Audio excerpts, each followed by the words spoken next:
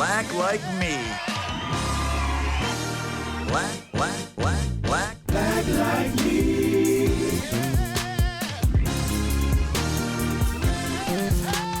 Black like me.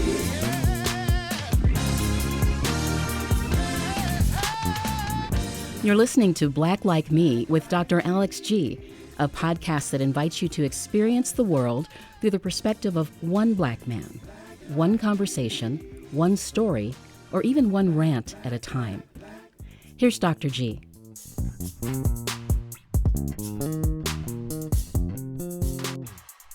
Hey, good people. It's Dr. Alex G. I've absolutely been loving this season of talking about embracing Black joy, because it's such an important topic, but it's one that we really don't talk about. So many people think, why can't we just focus on being American? Why can't we just focus on what we all have in common? And for 400 years, Black folks have tried to be American. We've fought in wars. You've heard me go down this rabbit trail before. But when we seek to really indulge in the beauty of our history, the contributions of Black people, people of African descent upon the world, it's just amazing.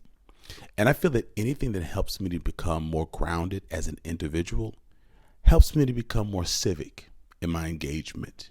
And so this is not a bad or a negative thing. It is a response to the fact that since our beginning in this country, Black people have been made to feel inferior or embarrassed by or less than because of the color of our skin, the thickness of our lips, the wideness of our nose, our body shapes. And the more we embrace these things and celebrate them, the more whole we become. And we bring that whole person to the table, if that table is worthy of our presence. And so I just thought I would just step in and just talk about my own Black joy a little bit. I want to tell you a story. When I was a kid, I grew up in Madison, Wisconsin, where I currently live. And the Black population was probably 1.5% to 2% of the entire city's population of about 170,000 when we first moved to Madison. And so I could go through a day with only seeing one other Black person in my class in second grade, third grade, fourth grade, formative years. And during that time, I only had one Black teacher from the time I moved to Madison in second grade until my homeroom teacher in sixth grade, with the exception, of Mrs. Geraldine Bernard, Madison's first Black female teacher hired by our school district. She's still living today, and she's a legend. And so I didn't see educators or those who were being educated who looked like me. This was a stark difference from what my life was like in Chicago when I was in Head Start, kindergarten, first grade. So by the time I got to college, I wanted to study either psychology or business. And so my instructors told me you need to take breadth and depth classes, particularly if you're going to be in a college of letters and science. So I had the bright idea that if I was going to take a literature class or history class, why don't I take it through the Afro-Am department? I've heard good things about it. The Afro-Am department at the University of Wisconsin-Madison is somewhat historic because typically faculty or administrators will create academic departments within a university. We want to be known for this, or we've gotten a grant for this, or we have hired a renowned academician, researcher, and we're going to create this program. It was different with UW-Madison because students had a sit-in demanding a Black Studies program, as it was called then, for the University of Wisconsin-Madison. So what makes our program somewhat unique is that it was student-created and not faculty or staff-created. And so I decided to take a few classes from it. At first, I was embarrassed because I thought, why take college courses to learn about my history? Like, I should have known this. And so I'm Black. I should know what it's like to be Black. But then I soon got over my embarrassment because there was this love for the information that I was gathering. I didn't know about these great writers. I didn't understand how Black people had shaped the world and thought and integrated universities and other kinds of systems. It blew me away. I felt sad that I hadn't known these things until my adulthood, but I found that it was so important to understand these things. Well, as I was trying to decide what I wanted to major in, and business school wasn't it, and my first accounting class taught me that with that 11-page or 13-page midterm, I almost got up and ran out of that exam. That's how horrible that thing was. So I decided to major in economics, which was still in the College of Letters and Science. But at some point, my advisor told me, as I was getting help working on my econ major, you have enough credits for a major in African American history. Well, I didn't even know this because I found a way to take cross-listed classes, which meant I took something like Black economics, which counted for an econ major and an African American history major. I took 2 classes like that. I took a class called the Medical and Biological Aspects of Race, which counted for my biological requirement, biological credit, and for Black history or for African American history. So I was smart. I knew how to go through that student catalog and find the right classes that counted double. But I found such a sense of joy of reading Black literature. And when I thought about my college career, it's what I enjoyed the most, because it filled my head and heart with imagination that far extends beyond what I thought the Black reach was. And it showed our rich history, our rich heritage, and our ability to survive and to persevere. And I found this growing sense of pride in being Black that was different. It wasn't just cultural, it was academic, it was intellectual. And I loved it. I absolutely loved it. Now, growing up in Madison, I must say, my environment wasn't violently hostile. I wasn't regularly called the N-word. No one burned crosses on our lawn or etched them into my desk. But the negligence of my cultural contributions, the negligence of the cultural contributions of Black people was violently stolen. It's just someone made the decision to not put it there. And so I want to make sure that I help people to understand. I didn't grow up in an environment where there's lots of name calling and finger pointing, but in its Midwestern niceness, history books, English books, novels reread did not reflect the true nature of what Black people were about. Uncle Tom's Cabin was not it. And I probably didn't get a real feel of that until the movie Roots, or the miniseries Roots, came out when I was in middle school. And so I'm finding that my Black joy is in being Black. And being Black is not anti-white, and it's not anti-American. It is anti-wrong, and it is anti-selfishness. But this rise in Black joy is just exciting, and it's in being Black. And so I started thinking, okay, what am I doing that's a sign of my Black joy? It's embracing the fact that something that was stolen from my textbooks and my history and my experience, other than at home or perhaps at church, the reclamation of that brings me great joy. And bringing the beauty of Blackness into mainstream, that is really my joy. Now, I didn't think that it would be. I'm a bridge builder. I'm able to bring people together. And sometimes I think that bridge building is only about meeting in the middle. You walk halfway across the bridge, I walk halfway across the bridge, and somewhere in the middle of that gulf, we're going to meet up. But as a bridge builder, I like to see an exchange. Black people have been influenced by American culture, and American culture has been influenced by Black people, but American culture has not acknowledged the indoctrination and the infusion of Blackness. And so I like to show that it has happened, but I also like to show that it's happening.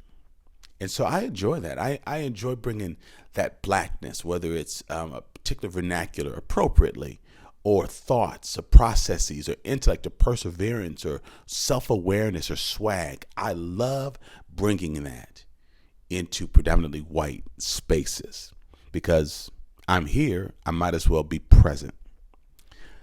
This week, I experienced some really exciting publicity.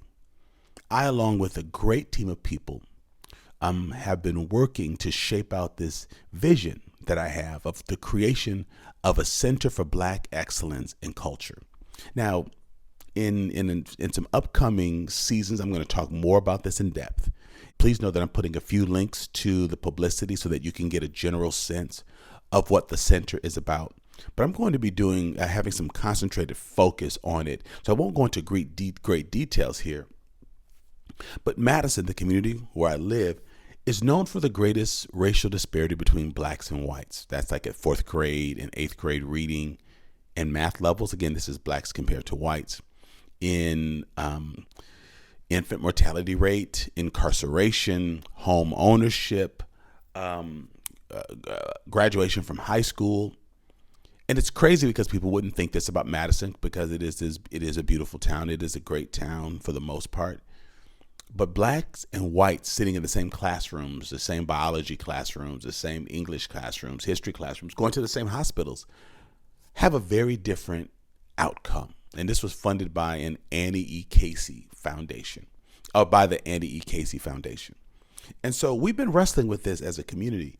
And so in order to provide, let me just take this a step further. And the nonprofit that I operate, Nehemiah, the Nehemiah Center for Urban Leadership Development, is currently in a 5-year grant cycle with the School of Medicine and Public Health here at the University of Wisconsin-Madison, because it has now been proven, demonstrated, that the pressures that occur from swimming upstream, from being a person of color, specifically a black person in a predominantly white environment, causes a level of stress or microaggressions. People wanting to touch your hair or not sure if you're being called on when you raise your hands. The things that are not blatant, cross-burning signs, but if you've lived in this life, in this body, in this skin, you understand some of the things, like being followed around when you go into a store. Well, can I help you? Or can I hold that behind the counter while you shop? Just small little things that your friends don't think or feel about or have to deal with. And so they're called microaggressions. They aggregate and they accrue inside of you. We now know, it's been medically proven, that these things add up and they make black people more prone to degenerative diseases like stress-causing diseases like diabetes and hypertension. Well, we now know that combination can make you more prone to COVID-19 or to dementia or prostate or breast cancer.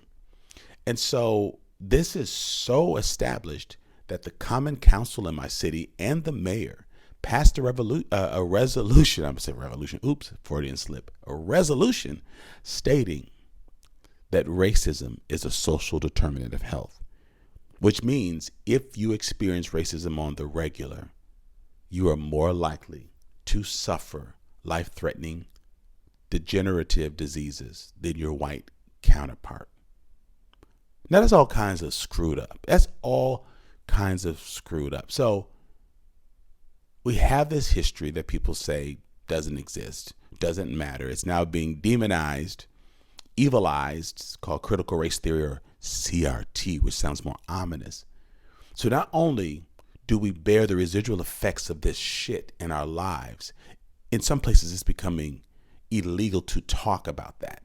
So that our response to 400 years of crap, once we remove the history and its documentation, will look like a self-fulfilling prophecy of laziness, or that some of those have prophesied over us. Well, that's just due to laziness, or it's the fat back that they eat. It's all the collard greens. It's because their fathers aren't in their lives. It's because they live in those slums. It's because they listen to that rap music. It's because they don't raise their children.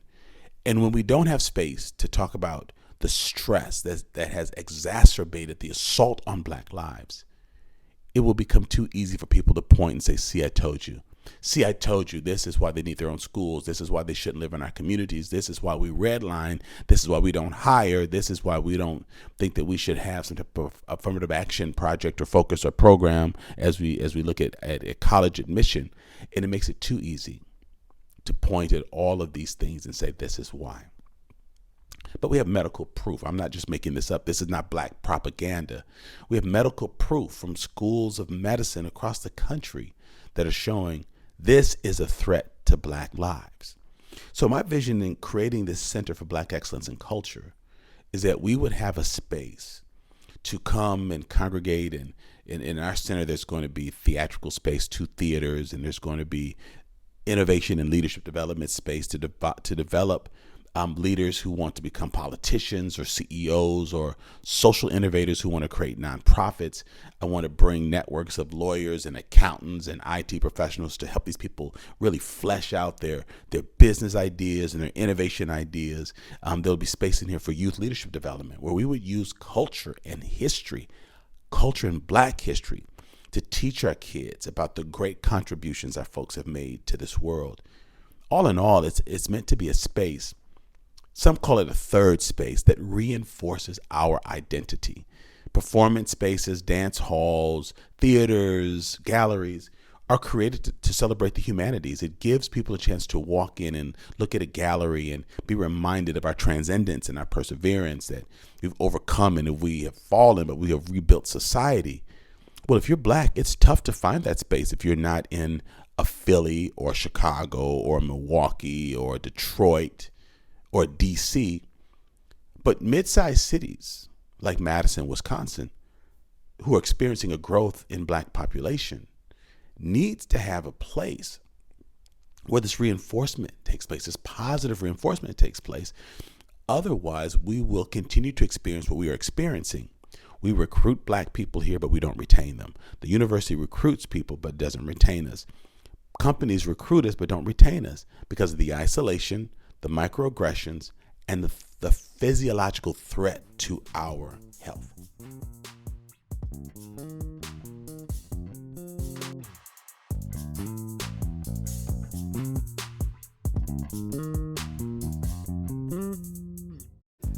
This is Jesse Mopan, originally from Port Townsend, Washington, currently living in Madison, Wisconsin. I listen to Black Like Me because racism and white supremacy are very powerful forces at work in our society today, which I'll never understand through my own lived experience as a white person. I feel like it's important to support you so that you don't have to rely on corporate donors and you can stay true to your message. And I heard about you through word of mouth. Thanks, and keep it up. When you sign up to support Black Like Me as a patron, you support the creation of better quality content and a better society. You help to plant the seeds for a different and better tomorrow. By going to patreon.com/blacklikeme and signing up at any of the levels offered, you are not only signing up to make a monthly donation, you are also joining a growing community of people interested in engaging the issue of race with a raw, unprecedented honesty. As a patron of the podcast, you will have access to exclusive content like extended interviews, bonus rants, and video chats with Dr. G. You will also have a chance to join the conversation that other patrons are already having with Dr. G about race in America.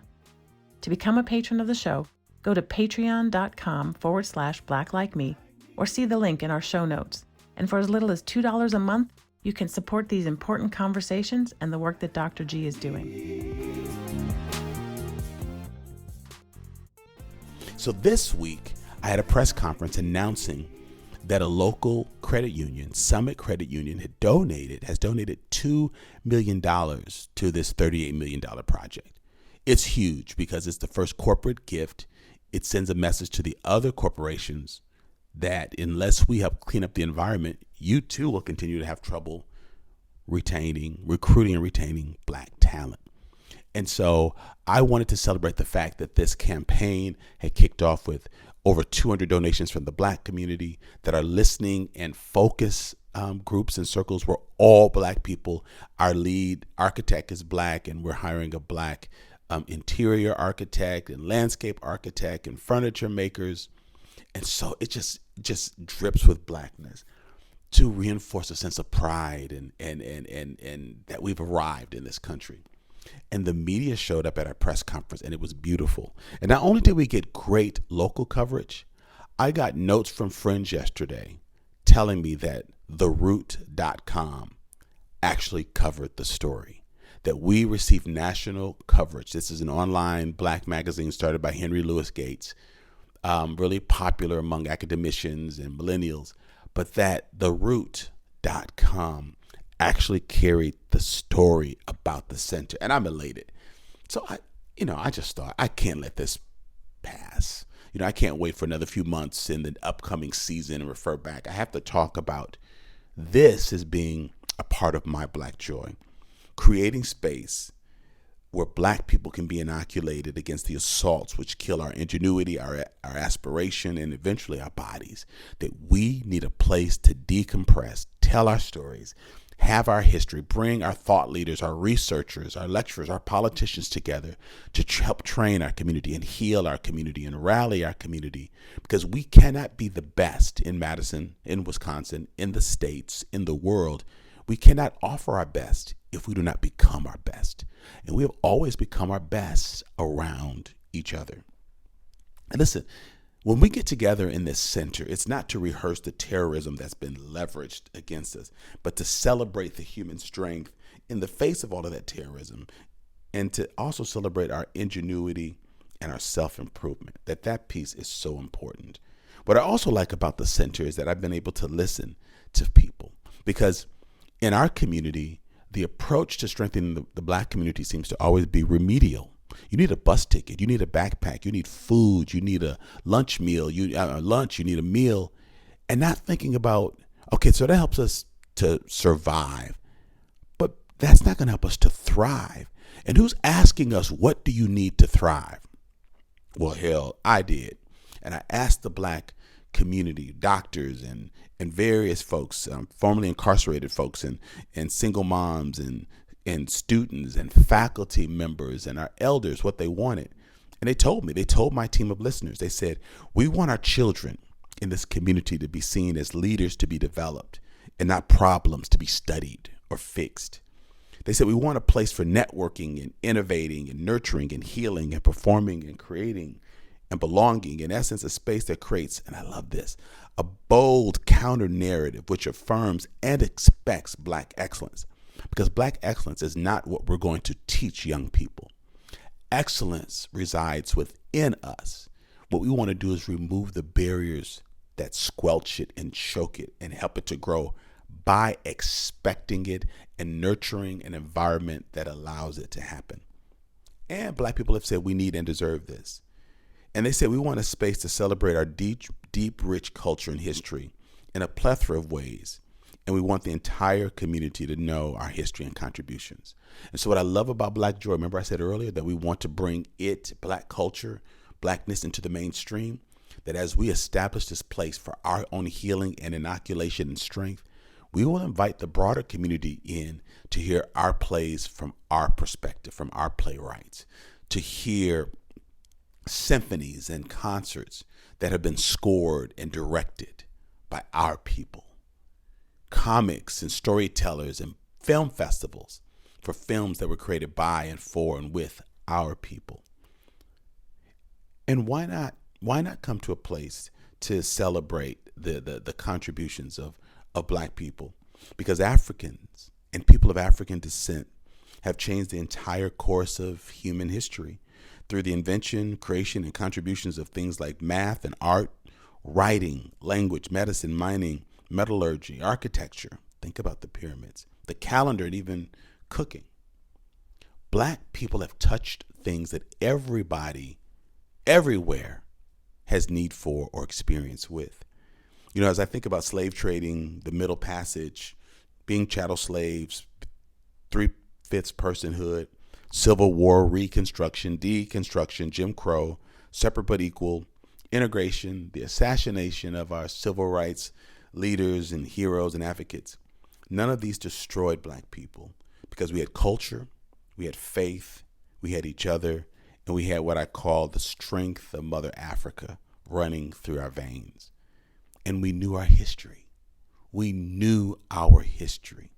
And we celebrated it and bequeathed our culture, the cultural greatness, to the next generation. And the only narrative that described our worth, our beauty, our perseverance that we listened to or paid attention to was our own narrative. But we survived. We survived. But survival was never our goal. Thriving was. And so the Center for Black Excellence in Culture is going to be an artistic, historic, and academic repository of such accounts of excellence and innovation, ingenuity, and hope. It's going to be a place where the Black community will hold itself and heal itself and reinforce itself. But it'll also be a place where culture and history will influence leadership development, especially for women, especially for youth. Place for social gatherings and celebrations. As I mentioned earlier, Black theater, Black dance, lectures, film festivals, wellness, and empowerment strategies. This is my Black joy. My Black joy is creating space where Black people will no longer be ashamed of being Black. We believe that this will have a regional impact and even a national impact as communities around this country will say the solutions for the Black community must emanate from the Black community. And it can't start in boardrooms and conference rooms while people are talking about the plight of Black people without a single Black person being in the room. Those days are over. That must stop. And if we're going to create meaningful solutions that are successful, then we must trust that those closest to the problem are the closest to the solutions. And so I am so excited about this and the space and what it means. And in my opinion, the center isn't a program, but it's a solution. It's a Black design solution that will use cultural expression and history and innovation and leadership development to really build and strengthen our community. You know, for centuries, we've tried to invade America. We've tried to mainstream ourselves. And it really seems to be without avail. Of course, the LeBron James and the Oprahs and the President Obamas, the Denzel Washingtons, the Halle Berrys, people will always point to Oscar winners, world champions, Emmy winners. They will always point to moguls like Oprah. But just because they scaled this fence of division doesn't mean that they weren't scarred in doing so. Wisconsin has all of these prisons in rural communities around the state. And so when you drive north, like places like to Green Bay for a game, from Madison, you pass about 4 major prisons. And they have these barbed wire fences, tall fences, 13, 15 feet. But there's razor wire on the top. It's just sort of twisted, like huge continuing loops. But they're razor blades. They're not just wire. They're razor blades. So even if you make it up the fence, as you should be able to break out from the prison, when you scale the top of it, you'll slice yourself. Now, some may make it. But when they do get over that fence, they will bear the marks that they have been cut and scarred and jarred, even though they've made it. When you get people like Oprah in the room, remember when Oprah was over in Switzerland and she wanted to look at bags and that salesperson didn't know that she was Oprah Winfrey from the Oprah Winfrey Show? She wouldn't let her see him. She didn't think she had enough personal wealth to be able to see that bag. She wasn't recognized. It was a shock. I had Wesley Matthews. He's, professional basketball player, played for a number of teams. He's back with the Bucks right now, but he played with the Lakers last season. He was with the Bucks the season before that. He was on my podcast and said every city that he has lived in, he has been stopped by the police because of the car he drives and the neighborhood he's in. And so even when we have people who make it, when they're on the marquee and people know who they are and they're on the court or the television or the camera, of course they're treated with great reverence. But when the lights are down and the makeup is off and the rag top, the convertible top is pulled back, folks don't know who they are and experience some of these same things.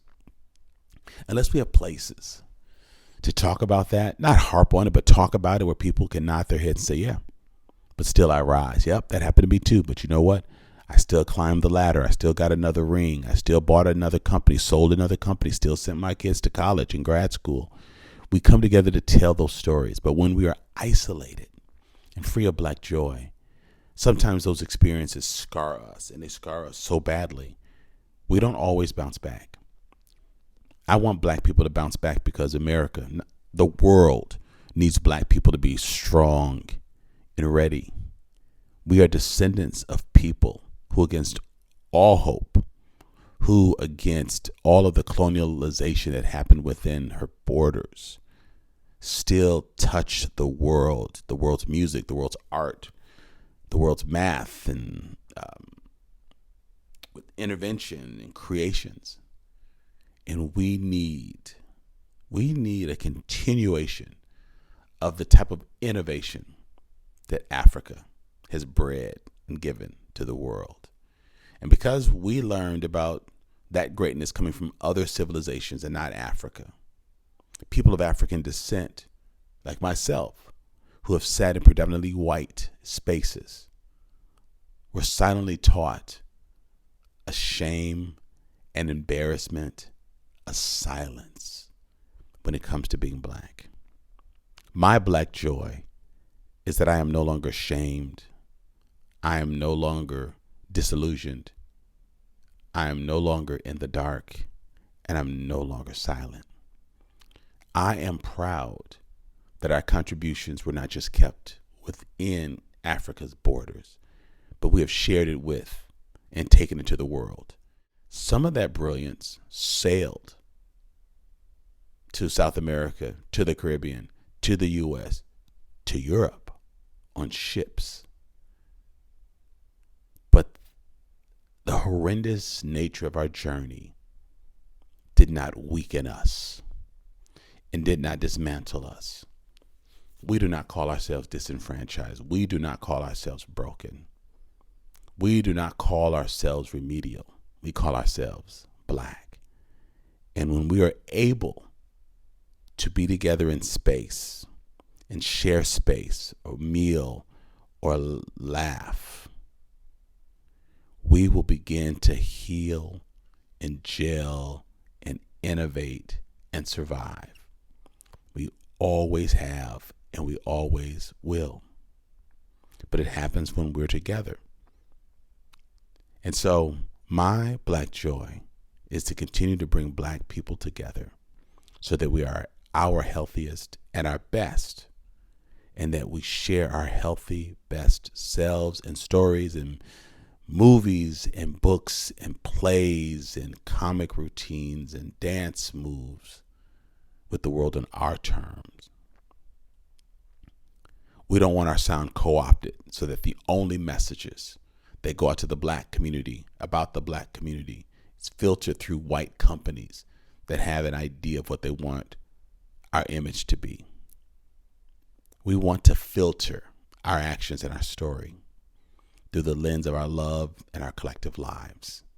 And we want to show Africa and her daughters and sons in the greatest light, because that light, that black light, that light of being accurately depicted is what I really want to do.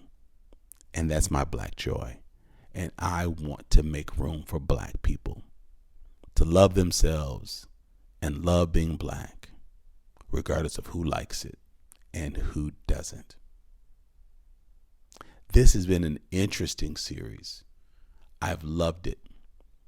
And I want my non-black friends to know when they listen to this is that our counterparts, particularly those of European descent, don't have to say white culture. Many people will say, they'll ask, they'll think, well, what if we said we want to study white history or white culture, or white music or white plays? I think we've had that for a long time. It's called vaudeville. It's called Broadway. It's called Hollywood. But no, there's Raisin in the Sun and there's Roots. But who produced it? Who paid for the ads? Who got to say to Alex Haley, we will or we won't say that? We will or we won't allow that? Unless you really become a Tyler Perry or an Oprah Winfrey, very few of us can say, nope, screw that. This is what we're going to say and this is what we're going to do. And so I believe that we're coming into this great moment where we're going to see this preponderance of great celebratory black pride. And it's going to bring healing to our communities, to our economy, and to our nation. And so my black joy is building space where black joy is incubated and distributed all across our community, our state, our region, and our nation. Black like me. Black like me. Thank you so much for joining us in Season 6 of Black Like Me with Dr. Alex G. Now, I've got some special shout outs to the many talented members of our ever-growing production team. Eli Steenlich, who produces the show and handles all of our social media. Don Thornton, my podcast manager, who keeps things running smoothly and arranges all of my interviews. Jeremy Holliday, who edits the podcast. Corey Saffold, who created this year's theme music, and Marcus Fleming on the vocals. And of course, Jakesha Hunt, who is responsible for our fabulous new podcast merch. Thank you for listening to today's podcast. You can find out more about Dr. Alex G's amazing work at alexg.com. Black Like Me is sponsored by the generosity of the Human Family Unity Foundation. Black like me.